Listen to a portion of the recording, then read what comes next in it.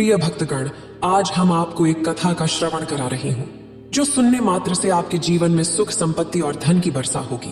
तो चलिए कथा को प्रारंभ करते हैं। भगवान शिव माता पार्वती से कहते हैं, हे देवी, आज मैं आपको कहानी सुनाने जा रहा हूँ जो सपनों को कैसे सच करने वाली कहानी है। फिर माता पार्वती कहती हैं, हे देवों के देव, क्या सच में सपने पूरे होते हैं? फिर भगवान शिव कहते हैं, प्रिय, आप इस कहानी को अंत तक सुनेंगे तो मालूम हो जाएगा कि व्यक्ति अपने सपनों को कैसे पूरा करता है। अगर आप यह कहानी सुन रहे हैं तो पूरा सुनिए। इस कथा को आधा अधूरा छोड़कर जाने की गलती मत करिएगा, क्योंकि इस पवित्र कथा को पूरा सुनने से मनचाहा फल की प्राप्ति होगी। इसलिए इस कथा को पूरा सुने। आप शिव भक्त हैं तो भोलेनाथ का अनादर ना करें। तो चलिए कहानी प्रारंभ करते हैं। एक बार की बात है, एक सन्यासी महात्मा एक गांव से गुजर रहे थे। उस गांव में एक तालाब था। सन्यासी महात्मा और उनके सभी शिष्य तालाब के पास रुके।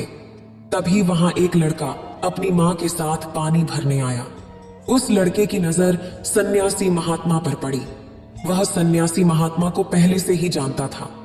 वह जानता था कि सन्यासी महात्मा बहुत ज्ञानी है और सभी के प्रश्नों का उत्तर देते हैं। वह तुरंत ही सन्यासी महात्मा के पास पहुंचा। उसने सन्यासी महात्मा को प्रणाम किया और कहा, हे महात्मा, मैं अपने जीवन में कुछ बड़ा करना चाहता हूं, लेकिन जब भी मैं कुछ करने की कोशिश करता हूं तो वह पूरी तरह से नहीं हो पाता। मुझे समझ नहीं आता कि आखिर मैं क्या गलती कर रहा हूं। इसलिए आज मैं आपसे यही प्रश्न पूछने आया हूं कि लक्ष्य को पाने के लिए कौन सी कठिनाइयां हैं जो हमें पार करनी होंगी। सन्यासी महात्मा उस लड़के को देखकर मुस्कुराने लगे और बोले, जब तक तुम अपने लक्ष्य की ओर कदम नहीं बढ़ाओगे तब तक सफलता से जुड़ा हुआ हर उत्तर अधूरा है। सन्यासी महात्मा इतना कहकर अपने सभी शिष्यों के साथ वहां से आगे बढ़ गए और वह लड़का भी अपनी मां के साथ वापस अपने घर लौट आया। अगले दिन जब वह लड़का अपनी मां के साथ फिर से उस तालाब पर पानी भरने आया तो उसने देखा कि तालाब में जो कमल की कलियां थीं वे पूरी तरह खिल चुकी थीं और पूरे तालाब में केवल कमल के फूल ही नजर आ रहे थे। उस लड़के की मां को अपनी आंखों पर यकीन नहीं हो रहा था। उसने कहा, बेमौसम इतने सारे फूल एक साथ खिलना, ऐसी घटना तो मैंने आज तक नहीं देखी। उसकी मां ने कहा, यह अवश्य ही सन्यासी महात्मा के आने के कारण हुआ है, अर्थात यह उनका ही प्रभाव है। यह सुनकर वह लड़का सोच में पड़ गया। उसने तुरंत ही तालाब में से एक कमल का फूल तोड़ा और मन ही मन सोचने लगा, यदि यह सन्यासी महात्मा के प्रभाव के कारण हुआ है तो मुझे अवश्य ही सन्यासी महात्मा से मिलना चाहिए। शायद वे मुझे कुछ प्रेरणा देना चाहते हैं। ऐसा सोचते सोचते उस लड़के ने यह भी मन बना लिया कि वह सन्यासी महात्मा से अवश्य मिलेगा और साथ ही उसके मन में सन्यासी महात्मा की वह आवाज गूंज रही थी, जब तक तुम लक्ष्य की ओर कदम नहीं बढ़ाओगे तब तक सफलता से जुड़ा हर प्रश्न अधूरा है। तभी उस लड़के ने वह कमल का फूल एक छोटे से मटके में रख लिया और उसने मन ही मन ठान लिया कि वह सन्यासी महात्मा से मिलकर रहेगा और अपने सभी प्रश्नों के उत्तर उनसे ही जानकर रहेगा। उस लड़के ने तुरंत अपनी मां से कहा, मां, मैं सन्यासी महात्मा से मिलने जा रहा हूं। वे अब तक बहुत दूर नहीं गए होंगे। अगर मैं जल्दी जल्दी चलूंगा तो एक दिन में उन तक पहुंच जाऊंगा और फिर एक सप्ताह में मिलकर वापस घर लौट आऊंगा। उसकी मां ने उसे समझाने की कोशिश की, लेकिन वह लड़का नहीं माना। वह तुरंत ही यात्रा पर निकल पड़ा। वह मार्ग पर तेजी से आगे बढ़ रहा था। जल्दी जल्दी चलते हुए उसने बहुत कम समय में अपना गांव पार कर लिया, लेकिन अब वह थकने भी लगा था और उसकी रफ्तार भी धीमी पड़ रही थी। उसका जोश भी अब खत्म होता जा रहा था। धीरे धीरे चलते चलते वह जंगल के रास्ते पर पहुंचा और जंगल को देखकर उसके मन में एक डर उत्पन्न हुआ। उसने सोचा, मैंने आज तक कभी जंगल पार नहीं किया है और इस जंगल में तो कई जंगली जानवर भी हैं। अगर मैं रास्ता भटक गया तो सन्यासी महात्मा तक कभी नहीं पहुंच पाऊंगा, और अगर मैं किसी गलत रास्ते पर चला गया तो मुझे कम से कम 2 दिन और लगेंगे सन्यासी महात्मा तक पहुंचने के लिए, और अगर वे मुझसे बहुत आगे निकल गए होंगे तो मुझे बाकी रास्ते भी पता नहीं चल पाएंगे और फिर मैं उनसे कभी नहीं मिल पाऊंगा। वह लड़का इसी सोच में डूबा हुआ था। तभी उसने देखा कि उसी रास्ते से एक घुड़सवार आ रहा था। लड़के ने उस घुड़सवार से कहा, भाई मुझे जंगल पार करवा दीजिए, मुझे सन्यासी महात्मा से मिलना है और यह कमल उन्हें देना है, क्या आप मेरी मदद कर सकते हैं? इस पर घुड़सवार ने कहा, बेटा मैं तुम्हें ले तो नहीं जा पाऊंगा, लेकिन मैं तुम्हारी मदद जरूर कर सकता हूं। अगर तुम चाहो तो यह कमल वाला मटका मुझे दे दो, मैं इसे सन्यासी महात्मा तक पहुंचा दूंगा। घुड़सवार की यह बात सुनकर लड़का फिर से सोच में पड़ गया। वह सोचने लगा, अगर मैं पैदल जाऊंगा तो बहुत समय लग जाएगा और पता नहीं मैं सन्यासी महात्मा तक पहुंच भी पाऊंगा या नहीं। अगर मैं यह कमल वाला मटका घुड़सवार को दे देता हूं तो वह घोड़े से जल्दी सन्यासी महात्मा तक पहुंच जाएगा और उन्हें यह कमल दे देगा। इससे मेरा काम भी आसान हो जाएगा और जल्दी पूरा हो जाएगा। काफी सोच विचार करने के बाद उसने तय किया कि वह यह कमल का फूल घुड़सवार को दे देगा।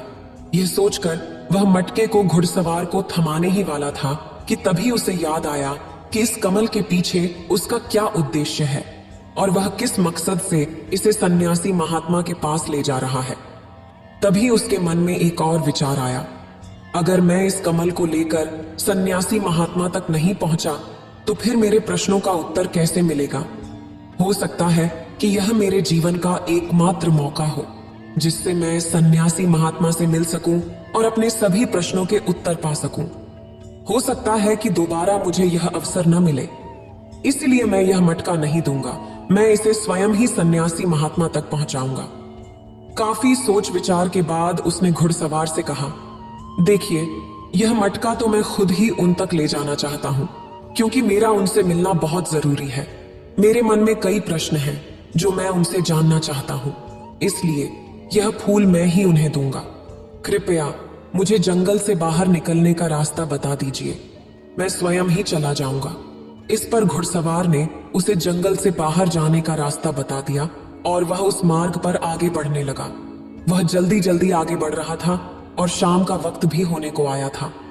तभी उसके मन में एक और विचार आया और वह सोचने लगा, यदि शाम के वक्त मैं इस जंगल में भटक गया तो मेरा क्या होगा? मैं सन्यासी महात्मा तक कैसे पहुंच पाऊंगा? और अगर मैं उनसे नहीं मिल पाया तो मेरी यात्रा बेकार हो जाएगी। इससे तो अच्छा होता कि मैं मटका घुड़सवार को ही दे देता, वह उसे सन्यासी महात्मा तक अवश्य पहुंचा देता। मुझे तो घर लौट जाना चाहिए था, यही मेरे लिए बेहतर होता। इस प्रकार के विचार उसके मन में उत्पन्न हो रहे थे। ऐसा होगा तो क्या होगा, वैसा होगा तो क्या होगा, यदि मैं भटक गया तो क्या होगा? तभी उसने उस कमल की ओर देखा। उसे कमल से ही सन्यासी महात्मा की याद आई। सन्यासी महात्मा के चेहरे पर वह असीम शांति थी।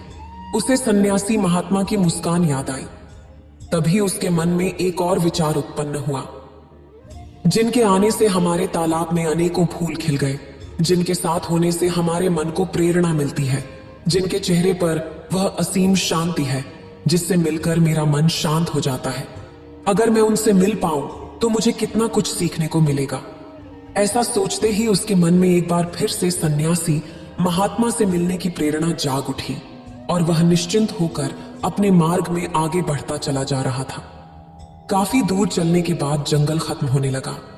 तब उसने महसूस किया कि जब वह अपनी यात्रा का उद्देश्य याद करता है, जब यह याद करता है कि वह सन्यासी महात्मा से क्यों मिलना चाहता है, तब उसकी राह की मुश्किलें कम होने लगती हैं। और यही वास्तविकता है, यही हम सभी के साथ होता है, चाहे वह कोई छात्र हो या व्यापारी। जब इंसान खुद पर शक करता है, खुद पर संदेह करता है, तब रुकावटें बड़ा रूप ले लेती हैं। और जब हम अपने लक्ष्य को याद रखते हैं, अर्थात अपना उद्देश्य याद रखते हैं, तब रुकावटें हमारे सामने छोटी पड़ जाती हैं और हम उन्हें आसानी से पार करके अपने लक्ष्य की ओर बढ़ते हैं। इस पर उस लड़के ने महसूस किया कि उसे अपना लक्ष्य और उद्देश्य याद रखना है और छोटे छोटे कदमों से आगे बढ़ते जाना है। इसके बाद उस लड़के ने सारी चिंताएं छोड़ दी। वह केवल सफर पर आगे बढ़ता जा रहा था, लेकिन इस बीच वह चलते चलते काफी थक चुका था। जैसे ही उसने जंगल पार किया, उसे जंगल के ऊपर एक छोटी सी कुटिया नजर आई। वहां एक सुंदर स्त्री रहती थी। लड़का काफी थक चुका था और उसे बहुत जोर की प्यास लगी थी। वह लड़का उस कुटिया में गया और वहां उस स्त्री से पानी मांगा। इस बार उस स्त्री ने उस लड़के को पानी पिलाया। तभी वह स्त्री उस लड़के से पूछती है, आखिर तुम सन्यासी महात्मा से क्यों मिलना चाहते हो? इस पर वह लड़का कहता है, मेरे मन में कुछ प्रश्न हैं और मैं उन प्रश्नों के उत्तर जानना चाहता हूं। मेरे पास केवल यही एक अवसर है, इसलिए मुझे उनसे मिलना ही है। वह लड़का इसी तरह बातें कर रहा था। उधर दूसरी तरफ उस स्त्री के मन में उस लड़के के प्रति प्रेम जाग रहा था। वह उस लड़के को पसंद करने लगी थी। वह लड़की उस लड़के को रोकना चाहती थी। उसने कहा, आज की रात तुम यहीं रुक जाओ, वैसे भी शाम होने वाली है और रात भी जल्द ही आ जाएगी। ऐसे में तुम कहां जाओगे? इससे अच्छा है कि आज तुम यहीं रुक जाओ। आज हमारे बगल में शादी है, वहां नाच गाना होगा, खाना पीना होगा, बहुत मजा आएगा। इसलिए आज रात तुम यहीं रुक जाओ। उस स्त्री की बात सुनकर लड़के को समझ आ गया कि वह उसे पसंद करती है और वह बहुत सुंदर भी है। उसकी सुंदरता को देखते हुए लड़का मन ही मन सोचने लगा कि अगर मैं इससे दोस्ती कर लूं तो मेरा जीवन संवर जाएगा और मुझे जीवन का मजा आ जाएगा। वैसे भी आज रात तक तो मैं सन्यासी महात्मा से मिल नहीं पाऊंगा, तो क्यों ना मैं यहीं रुक जाऊं। लड़के ने जवाब दिया, मैं कुछ देर में सोचकर बताता हूं। लड़का इस विषय पर सोच ही रहा था कि उसे सन्यासी महात्मा की बात याद आ गई और उसे एहसास हुआ कि वह इतनी दूर क्यों आया है। उसने खुद से पूछा, क्या मैं यहां इस लड़की से मिलने के लिए आया हूं? नहीं, यह मेरी मित्र नहीं बन सकती। क्या भरोसा आज इसका मन मुझ पर है और कल किसी और पर आ जाए तो मैं क्या करूंगा। लड़के ने तुरंत ही उस कमल की ओर देखा। उसे अपना उद्देश्य याद आ गया और उसने तुरंत निर्णय लिया कि वह आगे बढ़ेगा। उसने लड़की को साफ साफ मना कर दिया और अपने मार्ग पर आगे बढ़ चला। जब वह आगे जा रहा था तो उसे अपने निर्णय पर अफसोस हो रहा था। उसे लग रहा था कि अगर उसे सन्यासी महात्मा न मिले तो यह स्त्री भी उसके हाथ से चली जाएगी। इस बात का उसे बहुत मलाल था, लेकिन वह धीरे धीरे मार्ग पर आगे बढ़ता गया। कुछ दूर जाने के बाद जब उसका मन शांत हुआ तब उसे इस बात का एहसास हुआ, अगर वह उस महिला के पास रुक जाता तो वह अपने उद्देश्य को कभी पूरा नहीं कर पाता और उसकी यह यात्रा बेकार हो जाती, उसकी सारी मेहनत व्यर्थ हो जाती। और तब उसे यह एहसास हुआ कि जो भी व्यक्ति या वस्तु हमें अपने उद्देश्य से भटकाने की कोशिश करे, हमें उनसे तुरंत दूर हो जाना चाहिए। हमें अपना उद्देश्य याद रखना चाहिए कि हमने यह सफर क्यों शुरू किया था और हम अपनी मंजिल पर क्यों पहुंचना चाहते हैं। यह सब सोचते हुए वह लड़का आगे बढ़ता जा रहा था। रात होने वाली थी और वह लड़का तेजी से अपने रास्ते पर आगे बढ़ रहा था। तभी उसे रास्ते में एक बुजुर्ग व्यक्ति मिला। उसने बुजुर्ग व्यक्ति से पूछा, बाबा, मैं सन्यासी महात्मा से मिलना चाहता हूं और पिछले गांव में किसी ने बताया कि वह इसी रास्ते से आगे बढ़े थे। क्या आप बता सकते हैं कि वह किस दिशा में गए हैं? इस पर बुजुर्ग व्यक्ति ने कहा, बेटा, तुमसे कोई गलती हो गई है। यहां से कोई भी सन्यासी महात्मा नहीं गए हैं। हो सकता है कि रास्ते में कोई और मोड़ हो जिस पर तुम्हारा ध्यान न गया हो। वे सन्यासी महात्मा उसी रास्ते से गए होंगे। यह सुनकर लड़का घबरा गया। अभी कुछ ही घंटे पहले तो मैंने उस बस्ती को पार किया था। अगर मैं वापस गया तो बहुत पीछे हो जाऊंगा और अब तो अंधेरा भी होने वाला है। मेरे पास न तो कोई रहने का साधन है और न ही खाने पीने का। मेरी पूरी यात्रा बेकार हो जाएगी। मुझे तो लग रहा था कि मैं सन्यासी महात्मा से जरूर मिलूंगा, लेकिन अब लगता है कि यह मुमकिन नहीं है। मैं उनसे नहीं मिल पाऊंगा। इस प्रकार के कई विचार उस लड़के के मन में उमड़ने लगे। वह खुद पर संदेह करने लगा। जैसे ही उसके मन में इस प्रकार के विचार उत्पन्न हुए, ऐसा लगा जैसे उसके पैरों में किसी ने बेड़ियां डाल दी हों। वह बार बार केवल एक ही बात सोच रहा था कि आखिर वह मुझे क्यों नहीं दिखाई दिया। मैं बार बार एक ही गलती क्यों करता हूं? मुझसे इतनी बड़ी गलती कैसे हो गई? यह सोचकर वह लड़का सिर पकड़कर वहीं बैठ गया। कुछ देर तक तो उसे कुछ भी समझ नहीं आ रहा था। तभी उसे अपनी मां की बात याद आई। उसकी मां ने उससे कहा था, बेटा, हर गलती में सीख छुपी होती है जो हमारे जीवन को और भी बेहतर बनाती है। यह बात याद आते ही उसका मन शांत होने लगा और देखते ही देखते उसका मन पूरी तरह से शांत हो गया। अब वह लड़का बार बार अपने मन में एक ही बात दोहरा रहा था कि हर गलती में सीख छुपी होती है और वह हमें और बेहतर बनाने आती है। उसने अपनी गलती को स्वीकार किया और कहने लगा, हाँ, मुझसे गलती हुई है। मैं जल्दबाजी में बिना सोचे समझे बस मार्ग में आगे बढ़ता जा रहा था। जैसे जैसे लोगों ने कहा, मैं उसी तरह से आगे बढ़ता चला गया। अपनी गलती स्वीकारते ही उसका मन पूरी तरह से शांत हो गया। उसकी निराशा अब आशा में बदल चुकी थी। वह एक पेड़ के नीचे बैठा हुआ था। तभी उसने देखा कि कुछ जानवर नदी से पानी पी रहे थे। यह सब देखकर उसे याद आया कि जब वह पहली बार सन्यासी महात्मा से मिला था, तब पानी के पास ही मिला था और सन्यासी महात्मा के साथ उनके कई शिष्य भी थे, तो उन्हें पानी की आवश्यकता जरूर पड़ी रहेगी। इस पर उसे तुरंत समझ में आ गया कि सन्यासी महात्मा भी उसी रास्ते से भ्रमण कर रहे होंगे जिस रास्ते पर पानी होगा। तभी उसने सोच विचार कर यह तय किया कि वापस जाने से अच्छा है क्यों ना मैं इस नदी के किनारे आगे बढ़ता रहूं। ऐसा सोचते ही उसने तुरंत रास्ता बदल दिया और वह नदी के रास्ते आगे बढ़ने लगा। जैसे जैसे वह आगे बढ़ता जा रहा था, उसका मन और भी हल्का होता जा रहा था, उसका मन और भी शांत होता जा रहा था। तब उसने अनुभव किया कि जब मन बहुत शांत होता है तो हमारा मन बहुत हल्का हो जाता है और जल्दबाजी नहीं करता और न ही किसी में या खुद में कोई कमी निकालता है। हमारी संगति पहले से बेहतर काम करने लगती है। तब उस लड़के ने अनुभव किया कि खुद से शिकायत करना एक बहुत बड़ी कमी है जो हमें दुख की ओर ले जाती है। ऐसे ही चलते चलते लड़के के मन में विचार आया कि अगर मैं अपने गांव में ही रुक जाता तो ये सारे अनुभव कभी प्राप्त नहीं कर पाता। ऐसा सोचते सोचते वह मार्ग में आगे बढ़ रहा था। तभी उसे सन्यासी महात्मा के कुछ शिष्य नजर आए और उन्हें देखकर वह लड़का बहुत खुश हुआ और अपने मार्ग में तेजी से और भी आगे बढ़ने लगा। आखिरकार लगातार 3 दिनों का सफर तय करने के बाद वह सन्यासी महात्मा के पास पहुंचा। वह तुरंत ही सन्यासी महात्मा के पास पहुंचा। उसने सन्यासी महात्मा को प्रणाम किया और उन्हें कमल का फूल भेंट कर दिया। इससे पहले कि वह लड़का कुछ कहता, सन्यासी महात्मा ने कहा, बहुत सुंदर, यह कमल पूरी तरह से खिल चुका है। 3 दिन पहले तुमने मुझसे पूछा था कि लक्ष्य को पूरा करने के लिए इंसान को कौन कौन सी कठिनाइयों का सामना करना पड़ता है, लेकिन अब 3 दिनों बाद तुमने बहुत सारे अनुभव प्राप्त कर लिए हैं। तुम्हारा यह धैर्य और मुस्कान देखकर लगता है कि तुमने इस यात्रा में बहुत कुछ सीख लिया है।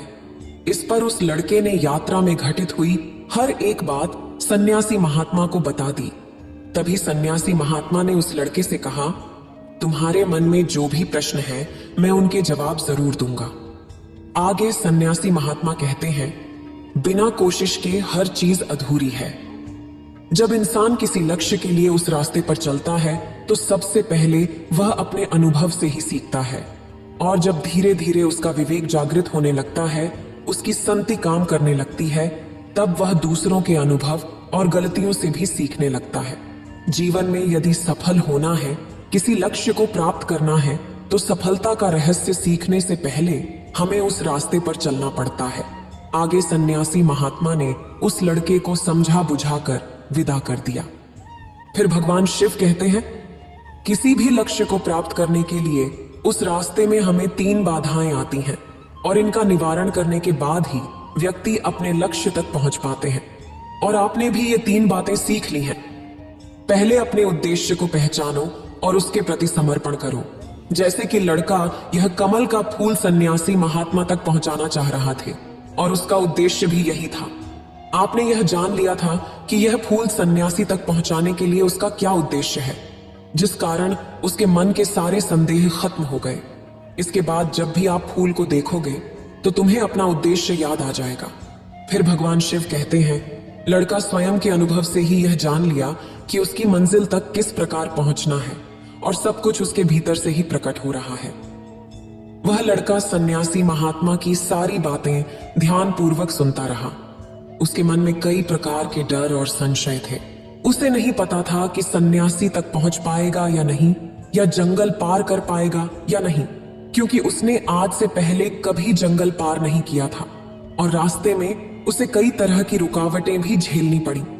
जब किसी व्यक्ति के रास्ते में तरह तरह की रुकावटें आती हैं तो व्यक्ति का मन बाधित होता है और भटकने लगता है और व्यक्ति अपने लक्ष्य से भटक जाते हैं।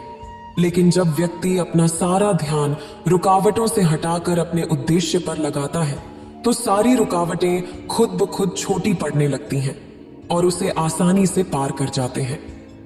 शुरुआत में हर किसी की यही समस्या होती है कि वह यह नहीं जानता कि आखिर वह सफल क्यों होना चाहता है, क्यों वह कुछ करना चाहता है। इसी कारण उनके सामने परेशानियां भी बहुत ज्यादा होती हैं और वे उन परेशानियों के सामने घुटने टेक देते हैं। लेकिन जैसे जैसे व्यक्ति आगे बढ़ते हैं और अपने लक्ष्य के प्रति समर्पित हो जाते हैं, वैसे वैसे चलते जाना आसान हो जाता है और अपने लक्ष्य तक पहुंच ही जाते हैं।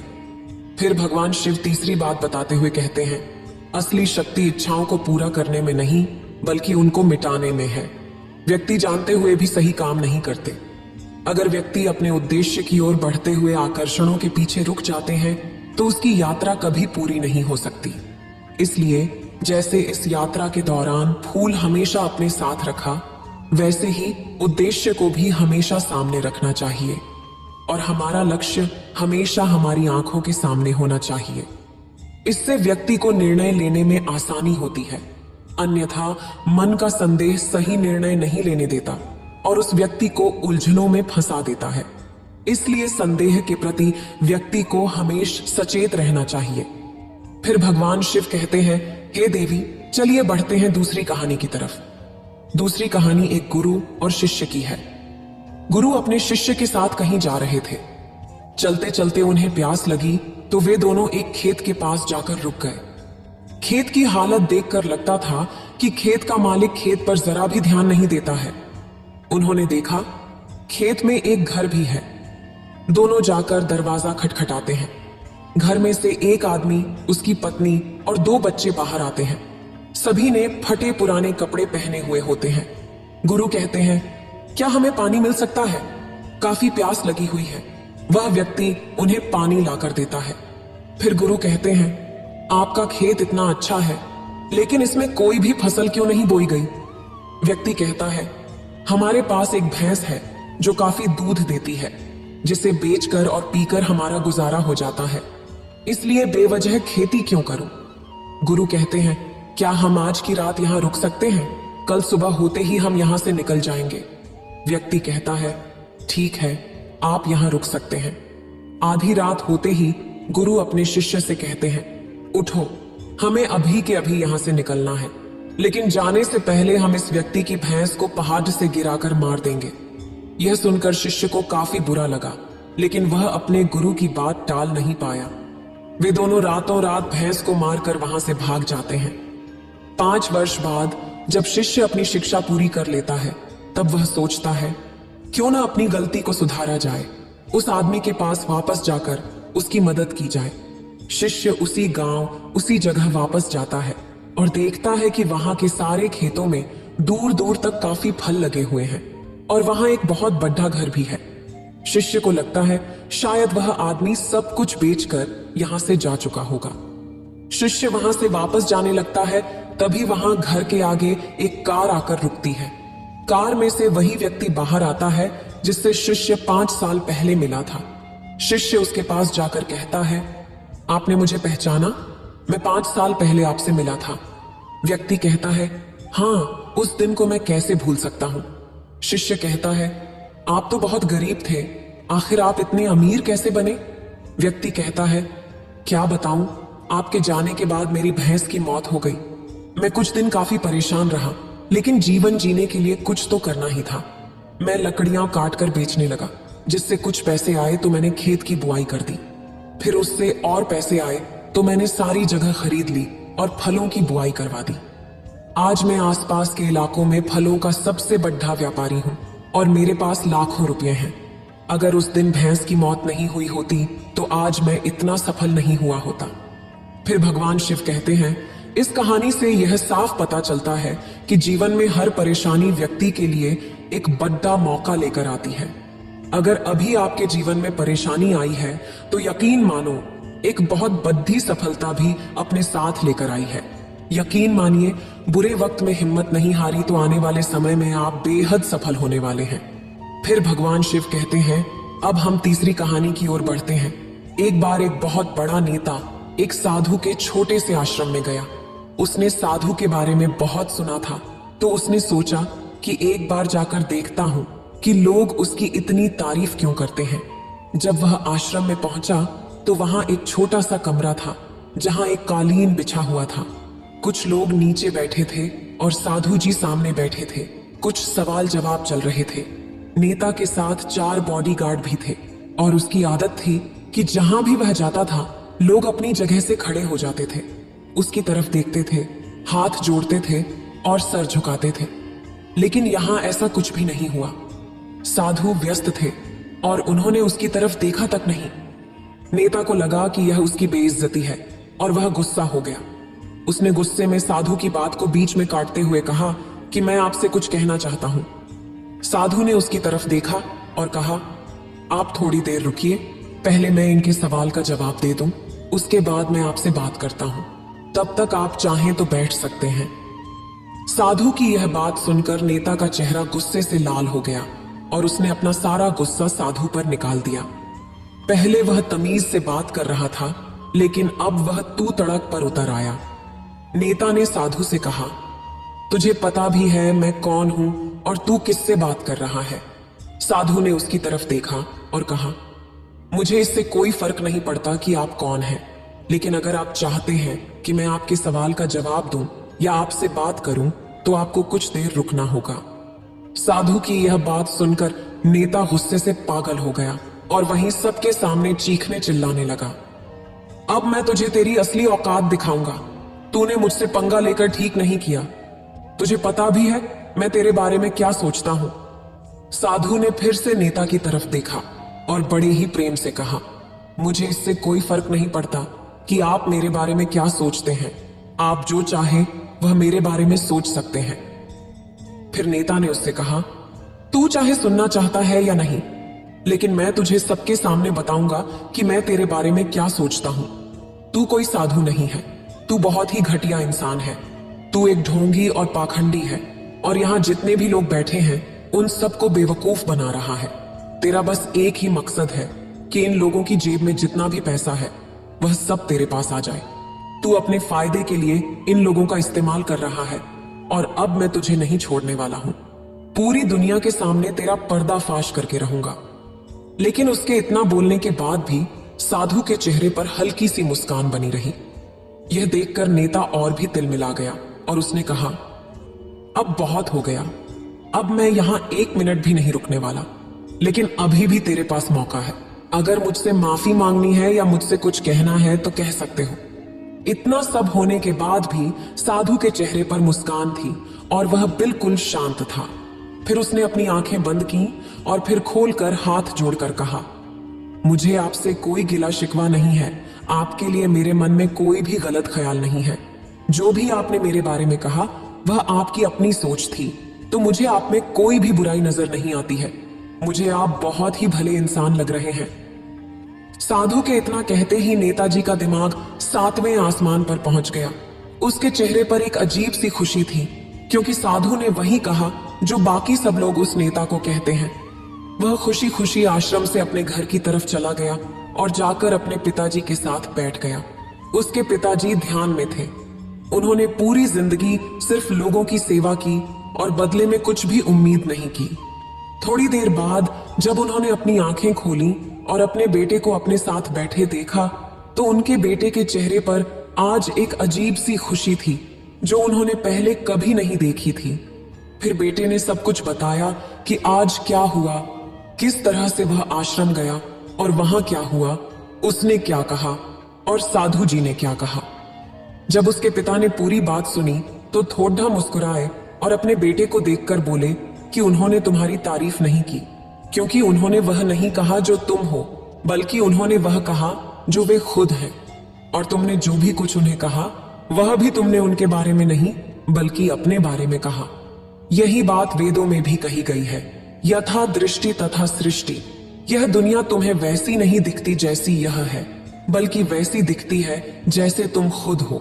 जिसकी नजर जैसी है उसके लिए यह दुनिया वैसी ही है। तो अगर तुम अपनी दुनिया को बदलना चाहते हो तो उसका सिर्फ एक तरीका है, अपनी नजर को बदलो। फिर भगवान शिव कहते हैं, हे देवी अब चलते हैं चौथी कहानी के तरफ। प्राचीन समय की बात है। एक नौजवान युवक संत के पास जाता है और उनसे कहता है, हे संत, क्या आप मेरे एक सवाल का जवाब देंगे? संत मुस्कुराते हुए कहते हैं, पूछो, क्या पूछना है? उस युवक ने कहा, हे संत, मेरी उम्र अभी बहुत ज्यादा नहीं है, लेकिन मैं बहुत परेशान और दुखी रहता हूं।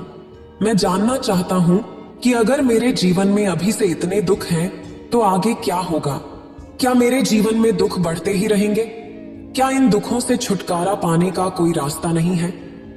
यह सुनकर संत कहते हैं, कहां हैं तुम्हारे दुख?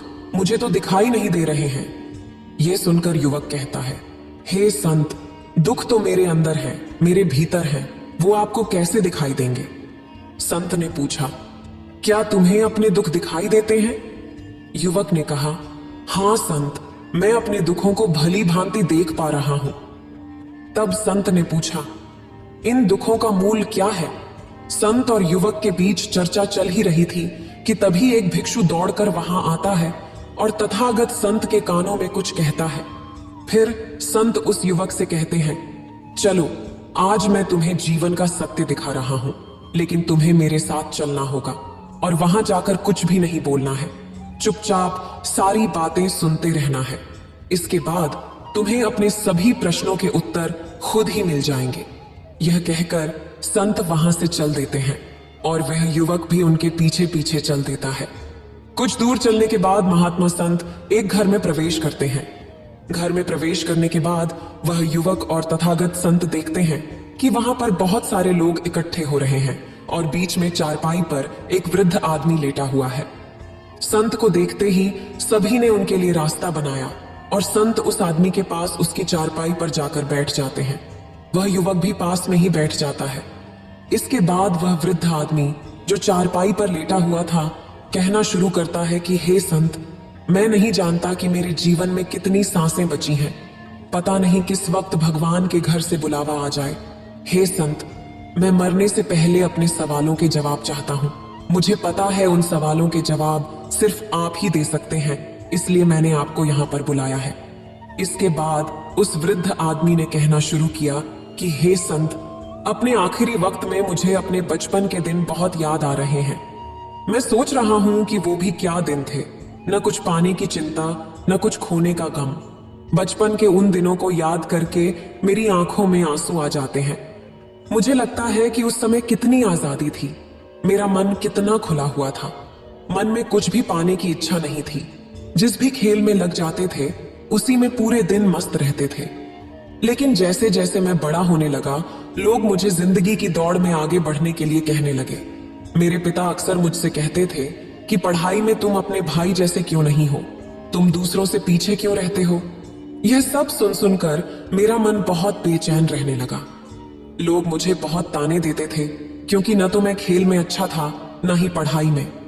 सब लोग मुझे किसी और तरह का बनने के लिए कहते थे और उनके तानों से तंग आकर मैंने अपने जीवन में कुछ हासिल करने का निश्चय किया।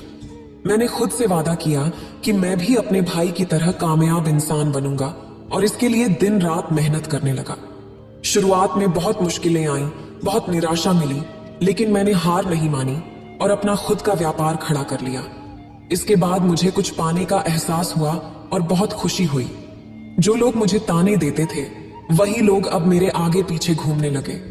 कुछ वक्त बाद एक रामू की बेटी से मेरी शादी हो गई और उसके बाद मुझे लगा कि मेरा जीवन स्वर्ग बन गया है।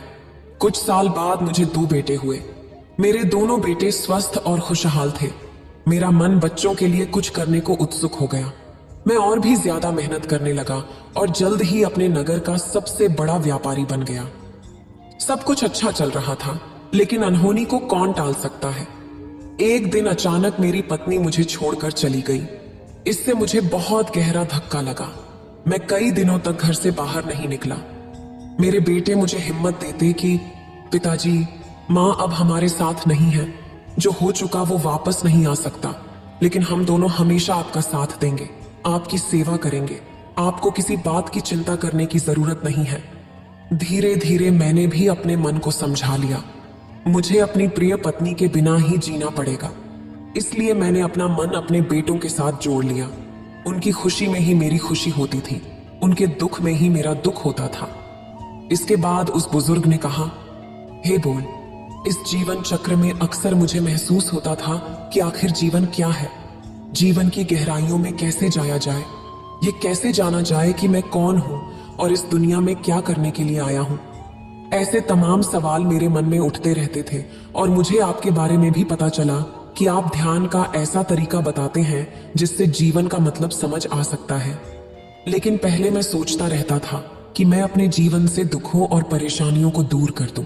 उसके बाद ध्यान में अपना पूरा मन लगाऊंगा और यही सोच सोचकर मैं कभी ध्यान नहीं कर पाता था। धीरे धीरे वक्त बीतता रहा और आखिर में उम्र ढलने के बाद मैं बीमार पड़ गया। वैसे मेरे जीवन में कोई कमी नहीं रही। मेरे बेटे ने मेरा अच्छा साथ दिया।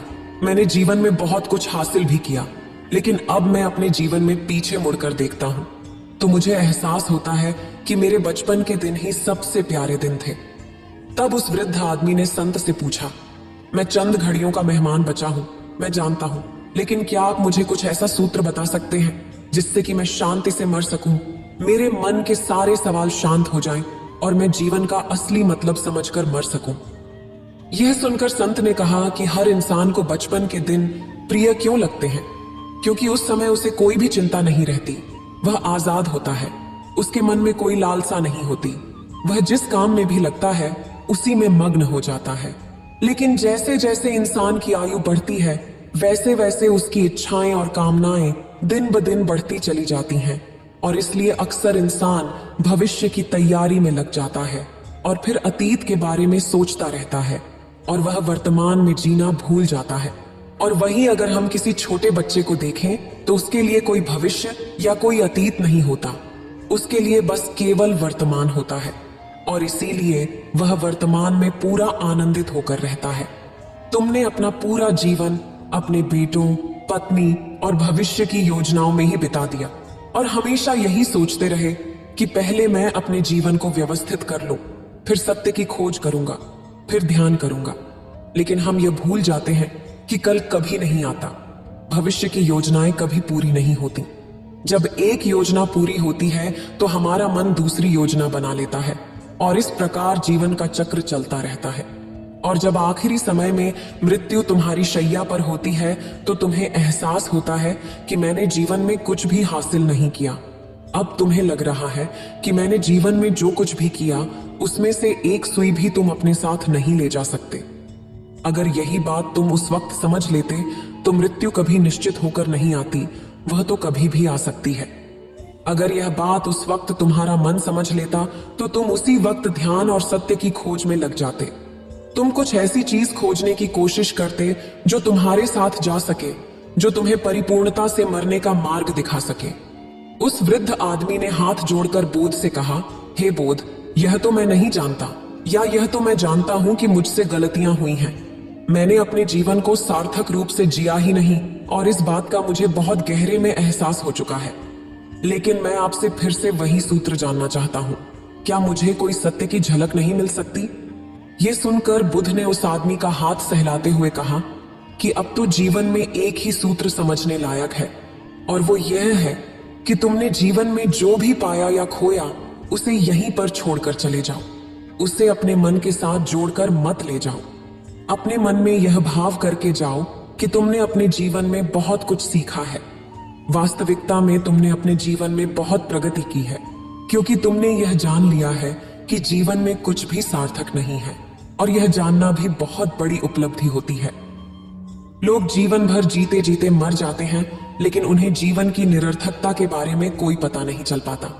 इसलिए अभी अपने मन के सारे सवालों को मिटा दो और यह भाव पैदा करो कि जीवन में जो कुछ भी जानने जैसा था वो मैंने जान लिया है और अब जीवन में कुछ भी जानने जैसा नहीं बचा है। जब तुम इस भाव और इस बोध से भर जाओगे तो तुम बिल्कुल खाली होकर मृत्यु को प्राप्त हो जाओगे और वास्तविकता में यही मरने की कला होती है। हमने जीवन में जो कुछ भी पाया, जो कुछ भी खोया, वो इसी दुनिया का था और यहीं पर रह जाएगा। हमारे साथ कुछ भी नहीं जाएगा, हम खाली जाएंगे, बिल्कुल खाली जाएंगे। जो लोग अपने मन से बिल्कुल खाली होकर जाते हैं उनके अंदर ज्ञान का दीप जल जाता है और वे अगले जन्मों में निर्माण की स्थिति प्राप्त कर लेते हैं। लेकिन उससे पहले तुम्हें इस जीवन की सच्चाई को समझना पड़ेगा। यहाँ पर कुछ भी पाना या कुछ भी होना कुछ मायने नहीं रखता। उसके बाद उस वृद्ध ने कोई सवाल नहीं पूछा और मुस्कुराते हुए मृत्यु को प्राप्त हो गया। इसके बाद संत ने उस नौजवान से पूछा कि क्या तुम्हें अपने सवालों के जवाब मिले, और अगर मिले तो क्या जवाब मिले, सबको बताओ। उस युवक ने कहा कि मुझे अपने सवालों के जवाब मिल गए हैं। इस वृद्ध आदमी के जीवन चक्र से मैंने समझ लिया है कि जीवन में कुछ भी पाने जैसा नहीं होता। सुख हो या दुख, सब कुछ यहीं पीछे रह जाता है, और अगर हम इसी चक्र में फंसे रहेंगे तो जीवन के साथ सत्य को कभी नहीं जान पाएंगे। इसलिए जीवन में सुख दुख चलते रहेंगे, इसके साथ साथ हमें सत्य की खोज करनी पड़ेगी। लेकिन मेरे जीवन में अब भी एक सवाल बाकी है जिसका जवाब जानना सबके लिए बहुत जरूरी है। मेरा सवाल है कि मैं ध्यान की यात्रा करने के लिए बहुत प्रेरित हुआ हूं, लेकिन मुझे कोई मार्ग नहीं पता कि ध्यान कैसे किया जाता है। संत ने कहा कि ध्यान की सभी प्रक्रियाएं तुम्हें होश में लाने के लिए ही बनी हैं, तुम्हें वर्तमान में लाने के लिए ही बनी हैं। अगर तुम किसी भी काम को पूरी उपस्थिति और संपूर्णता के साथ कर सकते हो तो तुम ध्यान में ही होते हो। लेकिन हमारा ध्यान इधर उधर भटकता रहता है। अपना काम करते हुए वर्तमान में रहने के लिए मैं तुम्हें एक छोटी सी विधि बताता हूं, जिससे तुम अपना काम भी कर सकते हो और ध्यान भी कर सकते हो। जब भी तुम चलते फिरते हो, उठते बैठते हो, अपनी सांसों पर ध्यान लगाना शुरू करो। सांस किस नाक से आ रही है, किस नाक से जा रही है, किस नाक से टकरा रही है, बस तुम उसके साक्षी बन जाओ। चाहे तुम कोई भी काम कर रहे हो, चल रहे हो, फिर रहे हो, खाना खा रहे हो, सिर्फ अपनी सांसों पर ध्यान लगाओ। ऐसा करते वक्त तुम्हें महसूस होगा कि तुम्हारा दिमाग और विचार इधर उधर भटकते हैं, लेकिन थोड़ी देर बाद तुम्हें होश आएगा कि तुम्हें अपनी सांसों पर ध्यान लगाना है और तुम्हारा ध्यान फिर से सांसों पर टिक जाएगा। धीरे धीरे जब तुम अपने विचारों को देखने लगोगे तो तुम पाओगे कि तुम्हारे विचार विलीन हो रहे हैं। तुम्हारे अंदर बस एक खाली मैदान बचा हुआ है, सारे सवाल जवाब विलीन हो चुके हैं। संत ने कहा कि सांसें हमेशा वर्तमान में होती हैं, न वे भविष्य में चलती हैं, न अतीत में। जब तुम अपनी सांसों से जुड़ जाते हो तो वर्तमान में ध्यान लगाना सीख जाते हो, क्योंकि सांसें वर्तमान में चल रही होती हैं। धीरे धीरे कदम दर कदम तुम्हें ध्यान का अनुभव खुद ही होने लगेगा, और फिर तुम जो भी काम करोगे उसमें तुम्हारा चित्त लगा रहेगा। इतना कहकर भगवान शिव इस कहानी को समाप्त करते हैं। इस वीडियो को बोलते समय कोई त्रुटि हो तो मैं क्षमा चाहती हूँ। उम्मीद है आप सभी को यह वीडियो अच्छी लगी होगी। अगर आप शिव के सच्चे भक्त हैं तो चैनल को सब्सक्राइब और वीडियो को लाइक करके कमेंट में हर हर महादेव लिख दीजिए।